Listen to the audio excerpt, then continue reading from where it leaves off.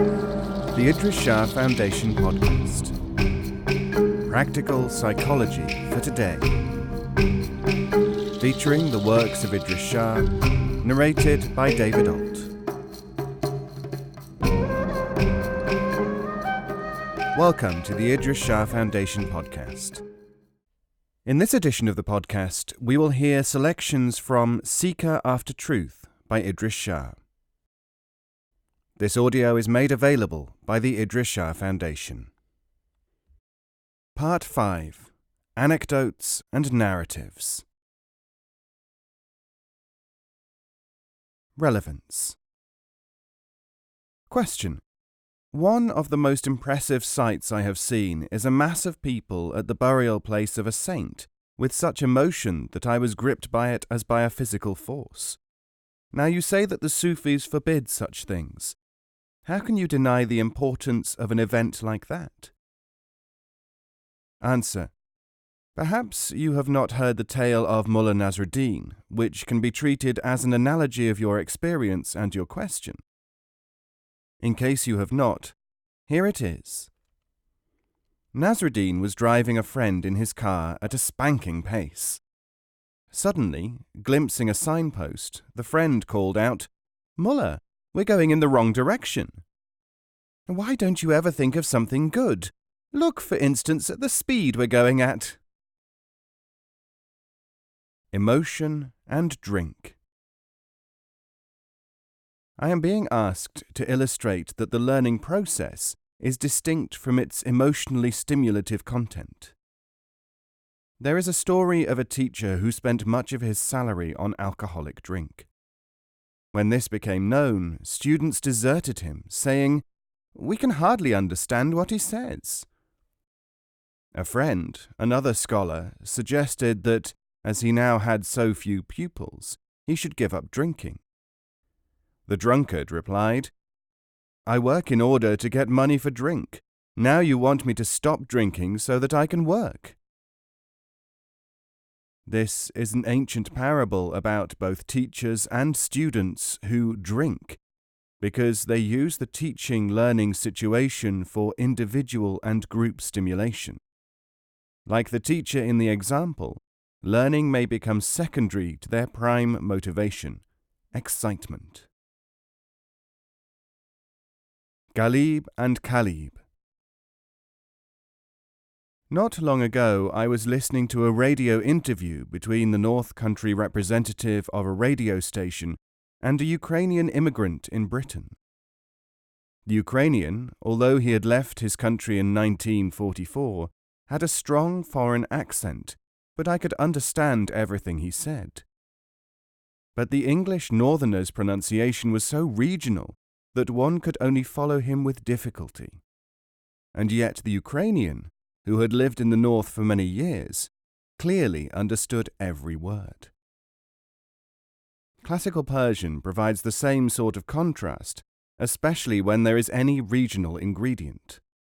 In a recent discussion with an Iranian professor, I had the daunting experience of finding out not only that he pronounced the letter Q as GH, as most modern Persians do, but that when a certain phrase of Rumi's was recited, he confused a word Khalib, mold or form, for Ghalib, overwhelmer. The result of this was that the phrase Khalib azma hast nama azu, which means the form or model is from us, we are not from it, was imagined by him to mean the conqueror is from or of us, we are not from or of him. The latter may mean something, but this mistranslation meant that the professor was unable to understand from his hearing of the phrase that it meant mind is not from matter, matter is from mind. It is this kind of thing which sometimes makes Orientalists and others believe that some Sufi poets are not Sufis, but social pundits. The regional problem came into the picture again when I explained that Khalib here means form. The professor was apparently unaccustomed to this usage since, as he said, to him this word means mold. Classical Persian perhaps used this form frequently, but Khurasani Persian, where Classical Persian came into being, still understands kalib as mold or form or model. Not only did Rumi come from this area, modern Afghanistan, but his usage would still be understood there. It is something like a frequent statement of the best English being spoken in Inverness in Scotland. What might also be called tribalism rather surged into my friend when he accused me of using an unfair advantage in knowing various alternative meanings for classical words, since my linguistic background is the still living classical speech of Afghanistan. When I said that I had not done it on purpose, he only said, "I am not convinced." Virtually unknown principle of human organization, group studies paradox. Tradition avers, and experience verifies, one of the least known and strangest facts about group studies. Learning groups collect around an individual or a doctrine or both. Because virtually all human actions are motivated by greed or fear, the whip or carrot, these are the mainsprings of all study groups. But these negative characteristics, although they alone cause the individuals to find, enter, and persist in the group, are a distinct barrier to learning.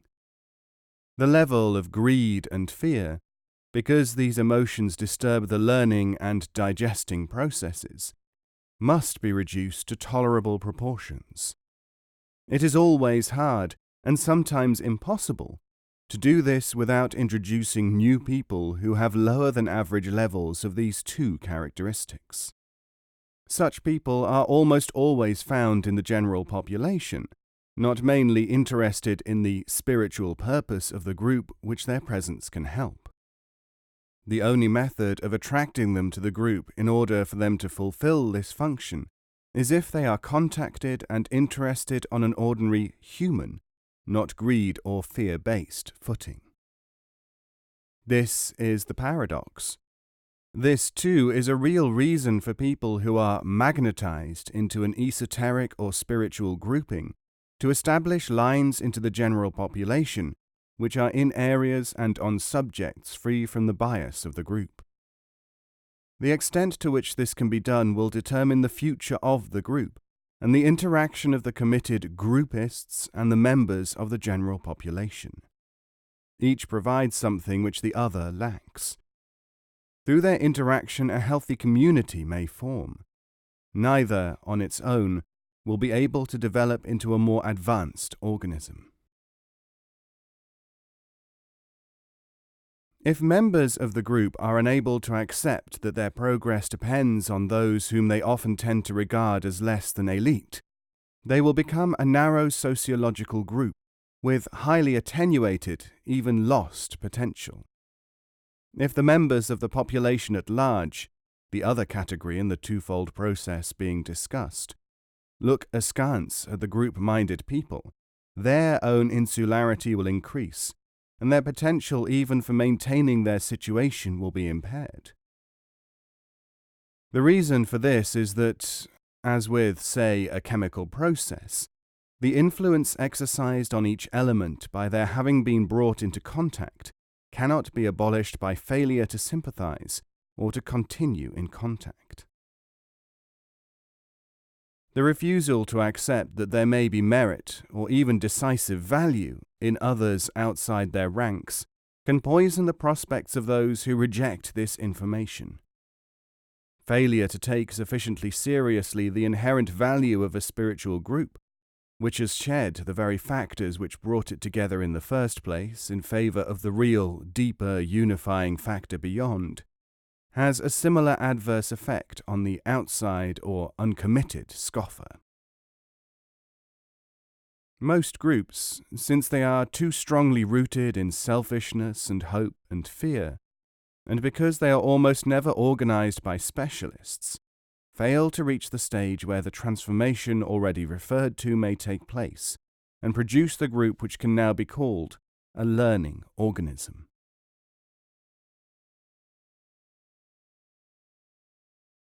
How to learn what is already known. Someone says, if people need something in the way of knowledge, and if they somehow cannot take advantage of teaching, can they be helped by being given indirect teaching? Or could it even be that this might be the only way to teach such people? This is a question asked by someone who has read all my books. The exact situation, and its answer, is given in The Way of the Sufi, in a quotation from Al-Ghazali. Why, then, was the question asked? Someone wants to know whether beliefs or experiences can have apparently different meanings according to one's psychological or spiritual stage, and whether this fact may not be the cause of seeming contradictions in metaphysical teaching. This precise question, even to the fact that it is in two parts and that they are in this order, is in the Counsels of Buhuddin, translated by me and reproduced in Thinkers of the East, only it is given in the form of an answer, an affirmation. The questioner has read that book. Why then do we get the question? A third questioner asks whether true mystical teachers may be invisible to some people in the sense that such people cannot realize their worth. They may be mistaken for people engaged in some other enterprise. What they are teaching, and its methods, may be imagined to be some mundane activity even. This matter is explained in almost the very same terms in the instance of Chaki and his uncle, in my Wisdom of the Idiots. I have ascertained that our questioner has in fact read that book. How is it then that the statement becomes a question? This does point to a certain common feature of much human behavior. People hear, read, experience things, such as these pieces of information, and they do not digest them. Subsequently, like certain conditions of physical non-digestion, the material surfaces again. What these three people's minds are really saying by repeating this information in a sort of waking dream fashion is, you have not paid attention to this information, look at it. But it is really being said to the person himself or herself, not to me. Because, however, of a failure to go back to the literature to find answers to questions, to lay these ghosts of ideas, these people succumb to the compulsion of asking the question from others. You see this behavior in children, when they ask questions that they could have answered themselves with a little thought. In the adult, it is a symptom of someone who is not taking the trouble to try to do his own thinking. In the process, of course, he is in fact using the person whom he questions as a substitute for doing this work. Experience shows, which is why I make so much of this, that people who have not troubled themselves to absorb information from readily available sources, and who instead continue asking questions from others in this way, do not profit from the answers. The reason is that the effort of looking for the answer and registering it is part of the learning process.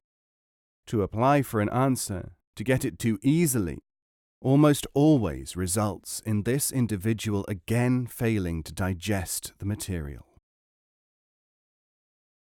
If someone asks you a question, and you help him to find out for himself, or if a student, you send him to a dictionary or research source, you do this because you know that this principle is correct, not because you are weary of telling him. By contributing his own intelligent effort, he learns. Poor donkey. Question. I have heard of people who have spent time with Sufis and who have not made progress with them. Leaving the Sufis, they have associated with other spiritual teachers, where they have found happiness. What does this mean? Answer. We have heard. How often have I heard that? Very well then. Have you heard of a tale by Rumi describing such a situation as you mention? There was once a poor ass who lived with a humble man and worked for him. The ass was underfed, but it was alive. One day the chief of a king's stables took pity on the poor ass and had it brought into his care for a time, so that it might be fed and cared for along with the royal horses. The poor donkey could not help contrasting its miserable state with the splendid condition of the noble Arab horses of the Sultan. It called upon God, asking why there was such a difference in their respective states. Not long afterwards, however, came a war. The Arabs were taken away and returned terribly mutilated, with arrows sticking into them and covered with bandages. Some did not return at all. This sight, of course, was the answer to the ass's question. You cannot judge anything at all without having the context in which it has its being.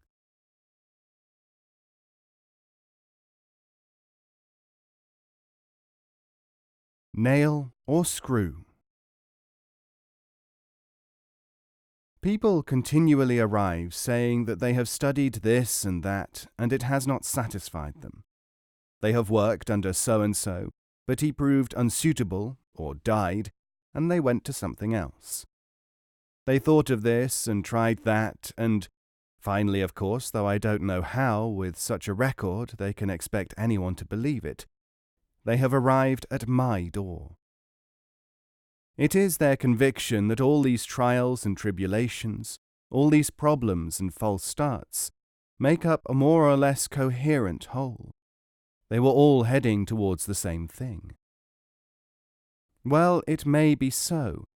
In any case, it is quite amazing, if they are not rationalizing their inefficiency and inability to learn, that something should have so guided them that they won't allow that a single wrong decision was made. Some of them have been badly maimed by their experiences. As for the others, nobody seems to have told them the old joke. There is one way to discover whether you need a nail or a screw in a plank. Drive the nail in. If it splits the wood, you needed a screw.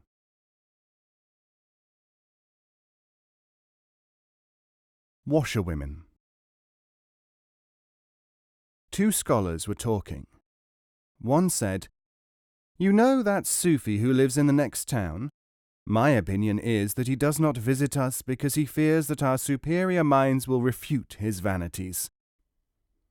The other said, "That may well be so, but I cannot help feeling that he will in fact come here because he will want to deceive us and gain more converts." They decided, through curiosity, to visit him, and so the following week they attended his evening meeting. The Sufi, however, had been forewarned about their conversation. When the two scholars entered, the Sufi said to them, "I am glad that you have come to see me, for you may be able to help me with a problem that has been exercising my mind." "And what, pray, is that?" they asked. "Well," said the Sufi, "I have been wondering about the widow woman who lives in the next street. She does not show herself, and it may be that she is afraid that the sight of her will make us realize that she is trying to attract attention. On the other hand, and this is my problem, I cannot be sure that her absence is calculated to increase our curiosity, and that she is even now planning to emerge to make us discuss her." "What dreadful gossip is this?" spluttered the first scholar, while his companion was too shocked to make any comment at all. "I cannot see why you take my preoccupations so ill," said the Sufi, "because they were specifically planned to accord with washerwomen's minds." Knowledgeability of the audience.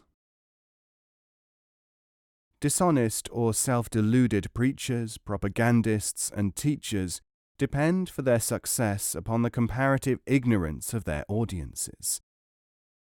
Our main problem, however, is the relative knowledgeability of the audience, because they know a few things, selectively taught them, they are compelled to judge us by these things. So we have to teach basic facts, information, possible points of view, without being able to take them for granted, because these are so lacking. Sometimes I feel like a garage man told by the owner of a vehicle, "I want you to get that car started," and am faced with the unpleasant task of telling him the fact, "Your trouble is that you have got to learn how to drive."